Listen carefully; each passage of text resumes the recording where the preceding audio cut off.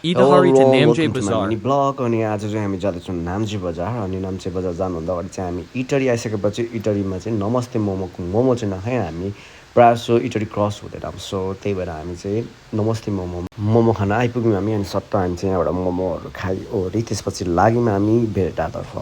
अनि देख्न सक्नुहुन्छ भेटार जाँदाखेरि देखिएको धरानको दृश्य माथिबाट it's was amazing and like अब हामी चाहिँ तरातिर बस्ने मान्छे भएको हामी त लास्टै गर्मी थियो होइन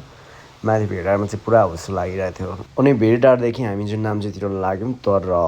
बाटो चाहिँ लास्टै खत्तम भएको रहेछ होइन त्यहाँ पहिरो गएर अनि पुरै जाम भइरहेको रहेछ सो गाडीहरू अलिअलि गर्दै क्रस गर्दै थियो अनि हामी लगायत त्यहाँ अन्य यात्रीहरू हुनुहुन्थ्यो उहाँहरू पनि कन्फ्युज हुनुहुन्थ्यो जाने कि नजाने भनेर रिस्क लिने कि नलिने भनेर एन्ड वी डिसाइडेड हामी चाहिँ रिस्क लिएर जाने नै भयौँ सो त्यही भएर हामी चाहिँ हिँड्यौँ नाम्चे बजारतर्फ अनि फाइनल हामी बाटो क्रस गरेपछि हामी लाग्यौँ नाम्चे बजारतर्फ अनि नाम्चे बजार जाँदा देखिएको दृश्य इट्स ब्युटिफुल होइन अनि हामी तराईतिर एकदम गर्मी छ अनि हाम्रो लागि चाहिँ चिसो खानालाई चाहिँ one of the best place नै भन्छु नाम्चे बजार होइन सो हजुरहरू पनि आउन सक्नुहुन्छ